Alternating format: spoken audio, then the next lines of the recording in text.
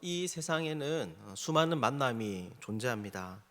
그 중에서 제일 중요한 그런 만남은 어떤 것일까요? 물론 하나님과의 만남이라고 하는 영적인 측면도 이 범주 안에 포함되긴 하지만 사람들과의 만남에서 제일 중요한 것은 바로 가족과의 만남인 것 같습니다. 그래서 성경에도 보면 하나님께서 최초로 지은 인간 집단 공동체가 바로 가족으로 그려지고 있습니다. 아담이 혼자 있을 때 하나님께서는 하와를 부르셔서 그와 함께 부부가 되게 하시고 최초의 가정을 이루게 하신 것이죠. 즉 하나님은 가정을 이 세상에 존재하는 모든 집단의 최초 그리고 근거, 가장 기본이 되게 하셨습니다. 그래서 사람들은 아주 어릴 때부터 이 가정에 속해서 살아가게 됩니다. 여기에서 세상을 배우게 되는 것이죠.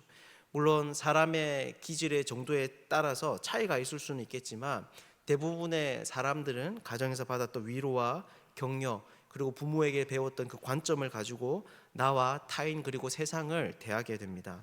그래서 건강한 가정은 건강한 사람을 세웁니다. 하지만 엮이는 가정은 오히려 그 사람을 망치고 또 그 마음에 이런저런 흔적을 남겨서 왜곡된 시선과 마음으로 세상을 바라보게 할 가능성이 높습니다. 그런데 오늘 본문은 이런 우리에게 중요한 것을 가르쳐 줍니다. 바로 우리가 예수님의 가족이 될 수 있다라는 것입니다. 예수님과 이 세상에서 가장 소중하고 또 특별한 그 관계 안으로 들어갈 수 있는 것이죠. 그래서 이런 예수님의 가족이 되는 것은 귀하고도 놀라운 특권에 해당하는 일입니다. 그렇다면 우리가 어떻게 예수님의 가족이 될 수 있을까요? 오늘은 이 문제를 가지고 함께 오늘 본문의 이야기를 좀 살펴보기를 원합니다. 먼저 오늘 본문은 예수님의 가족이 될 수 없는 부류에 대해서 먼저 말합니다. 이런 사람들은 죽었다 깨어나도 예수님의 가족이 될 수 없다. 주님이 먼저 그것을 가르쳐 주는 것이지요. 그 첫 번째가 바로 21절에 나오는 예수님의 친족들입니다. 아마 예수님의 친척, 삼촌, 또 뭐 큰아버지, 작은아버지 이런 가까운 친척들이 있지 않을까 싶습니다. 그들은 예수님을 보고 미쳤다라고 이야기를 합니다. 분명히 얼마 전까지만 해도 자기들이 너무나 잘 알고 있던 자신의 조카이고 또 형제이던 그런 사람들이 갑자기 하나님의 이름을 들먹이면서 이런저런 일들을 하니 아마 가족들의 입장에서는 이 예수에게 분명히 어떤 문제가 생겼을 것이다 이런 생각과 판단을 했던 것 같습니다. 그래서 이들이 어떻게 합니까? 예수님을 붙들러 나옵니다. 여기서 붙들다라고 하는 것은 성경에서 부정적인 상황에서 사용될 때는 체포하다 이런 의미를 가지고 있습니다. 범죄자들을 감옥에 가두기 위해서 강제적인 어떤 공권력을 동원할 때 바로 이 단어가 사용되고 있는 것이죠. 그런 이 말이 무슨 말입니까? 친족들은 예수님이 하신 일을 보고 가족이라고 하는 특별한 관계를 바탕으로 한 힘을 가지고 그분을 속박하려고 하는 것입니다. 세상의 어떤 권력이 그분이 가지고 있는 문제에 관여하기 전에 먼저 자신들이 이 문제를 해결하려고 하는 것이죠. 그리고 이어서 본문은 또 이렇게 예수님의 가족이 될 수 없는 한 부류에 대해서 이야기를 합니다. 누구입니까? 바로 예루살렘에서 내려온 서기관들입니다. 이들 역시나 예수님의 친척들처럼 예수님을 좋게 생각하지 않습니다. 아마 친척들이 이런 서기관들의 이야기에 그런 영향을 받았을 가능성이 높습니다. 그들은 예수님을 뭐라고 이야기합니까? 바알세불이라고 규정하고 있습니다. 이 바알세불은 우리가 잘 아시다시피 뒤에 나와 있는 설명대로 귀신의 왕을 의미합니다. 즉 예수님께서 서기관들 입장에서 봤을 때 예수님께서 이 세상에서 일으키신 그 놀라운 기적, 사람의 어떤 방식으로 설명할 수 없는 그 여러 가지 수많은 그런 일들은 바로 세상의 가장 악한 영의 힘을 빌어서 한 일이다라고 하는 것이죠. 그렇다면 이들 역시 여러분 어떤 일을 하려고 들겠습니까? 바로 예수님을 제어하려고 하는 것입니다. 그분의 친족들이 혈육이라는 특별한 관계를 내세워서 예수님을 제한하려고 했다면 이들은 율법과 또 예루살렘의 권위를 가지고 예수님께 압력을 가하려고 하는 것이죠.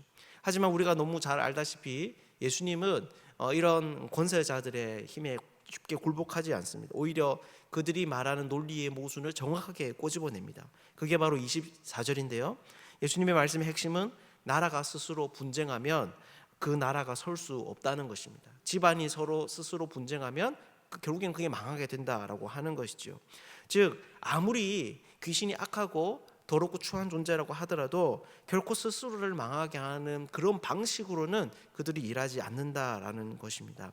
그렇게 자신이 귀신을 내어쫓고 보이는 여러 가지 이러한 기적들은 귀신의 능력이 아니라 그보다 더 강한 능력으로 이 일들을 감당하고 있는 것이다라고 예수님께서 분명히 밝히시는 것이지요.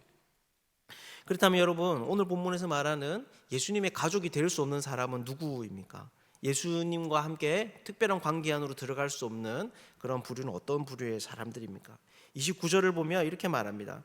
누구든지 성령을 모독하는 자는 영원히 죄 사함을 얻지 못하고 영원한 죄가 되느니라. 여러분, 이것이 무슨 말이겠습니까? 바로 예수님의 가족이 될 수 없는 사람은 그 누구도 아닌 성령을 모독하는 사람이다라는 것입니다. 여기에는 예외가 없습니다. 공부를 많이 한 서기관들은, 또 예루살렘이라는 권세를 입은 그 서기관들은 물론이고 예수님과 피를 함께 나눈 가장 가까운 사람이라고 말할 수 있는 혈육조차도 성령을 모독한다면 그 사람들은 예수님과 가족이 될 수 없다라고 하는 것이죠.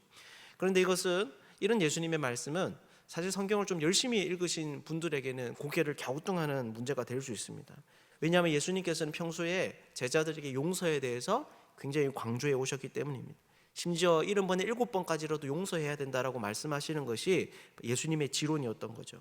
그래서 이런 예수님의 말씀을 보면 영원히 죄 사함을 얻지 못한다, 영원히 주님의 가족이 될 수 없다라고 하는 이런 이야기를 들어보면 예수님께서 한 입으로 두말하는 사람처럼 보일 수 있는 것입니다. 하지만 이것은 우리가 어떻게 구원을 얻고 어떻게 하나님 나라를 들어가는지를 잘 생각해 본다면 충분히 이해할 수 있는 이야기입니다. 여러분, 우리가 어떻게 하나님의 자녀가 됩니까? 우리가 어떻게 하나님의 백성이 됩니까? 그것은 바로 예수 그리스도로 말미암아 가능한 것입니다. 하나님의 아들이 우리를 대신하여서 십자가에 못 박히심으로 말미암아 우리가 하나님의 진노를 피하고 용서함 받아 그분의 자녀가 되는 것이죠. 그리고 그분이 하시는 이 모든 일들은, 하나님 맡기신 이 모든 일들은 스스로 행하신 능력으로 행하신 것이 아니라 바로 성령의 능력으로 감당하신 것입니다.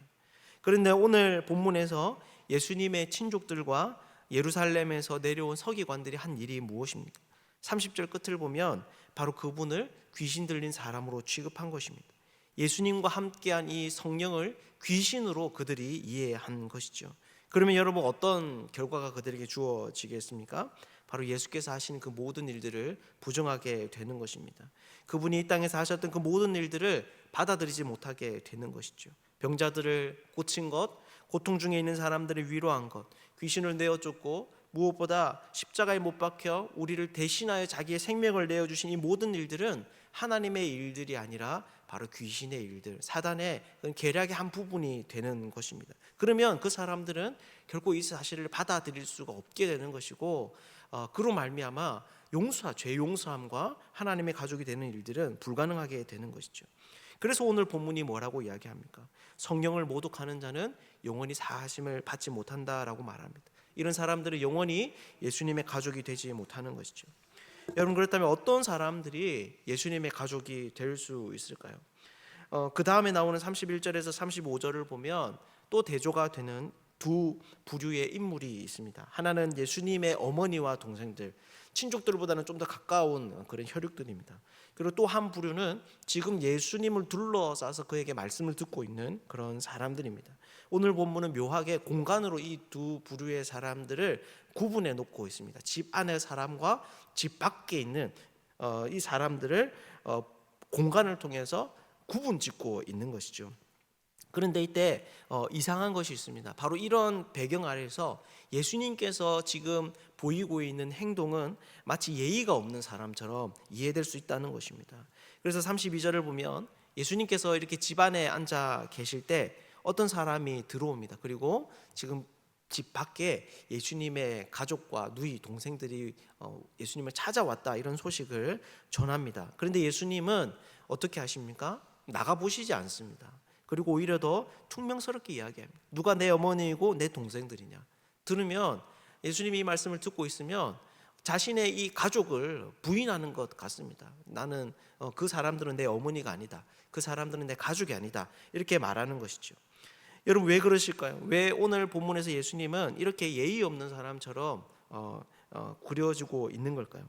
그것은 그 다음에 예수님이 하시는 이야기를 살펴보면 있는데요. 그 다음에 예수님께서 이어서 하시는 말씀이 무엇입니까? 바로 누가 정말 자신의 가족인지, 누가 자신과 함께 할 수 있는 사람인지에 대한 이야기를 해주고 있습니다. 즉 예수님이 지금 보이고 있는 행동은 그분이 예의가 없어서거나 아니면 더 큰 일들을 하기 위해서 가족들을 그 다음 순서로 미루고 있는 그런 행동이 아니라 의도적으로 자기가 하고자 하는 말들을 잘 전달하기 위해서, 교훈을 주기 위해서 하는 행동이다라는 것이죠.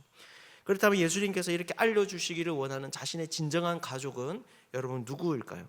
35절을 보면 이것에 대해서 대답하시는데, 내 어머니와 내 동생들을 보라. 누구든지 하나님의 뜻대로 행하는 자가 내 형제요 자매요 어머니이니라 라고 말을 하고 있습니다.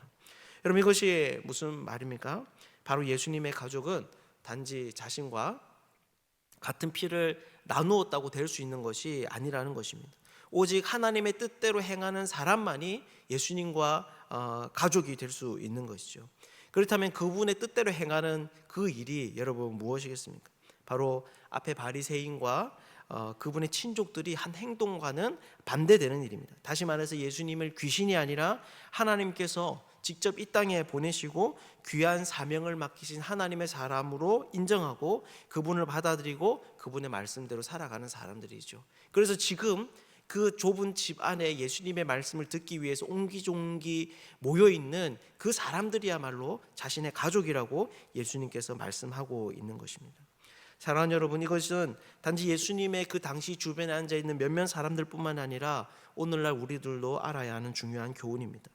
놀랍게도 예수님은 자신의 가족이 누구냐라고 물을 때 형제와 자매, 어머니에 대해서는 언급하지만 아버지에 대해서는 말씀하고 있지 않습니다. 이것은 바로 그분이 평소에 하나님을 아버지라고 불러왔기 때문입니다.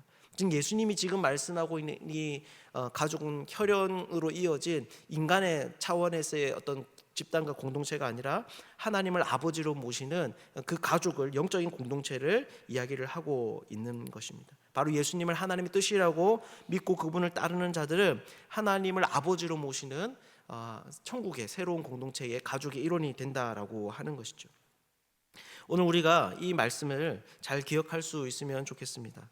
우리가 이 땅에 태어날 때 만난 가족은 사실 우리의 아무런 의지와 상관없이 그냥 주어진 것입니다. 하지만 예수님의 가족이 되는 것은 우리가 결단하고 결심하면 지금도 얼마든지 가능한 일입니다. 예수를 믿는 모든 사람들에게 이 놀라운 은혜가 주어졌음을 기억하면서 오늘도 그분을 인정하는 사람으로 예수님의 말씀을 귀하게 받고 그 뜻대로 살아가기를 기뻐하는 그런 사람으로 우리에게 주어진 삶을 살 수 있으면 좋겠습니다. 그래서 이 하늘의 가정 아래에서 하나님을 아버지로 모시고 예수님과 함께 가족을 이룬 이 가정 안에서 우리 약함이 온전하여지고 아버지인 하나님의 도우심으로 장성한 데까지 자라나는 그 은혜를 경험할 수 있으면 좋겠습니다. 오늘 하루도 예수의 가족으로 그 기쁨을 풍성하게 누리는 복된 날이 되시기를 주님의 이름으로 축복합니다.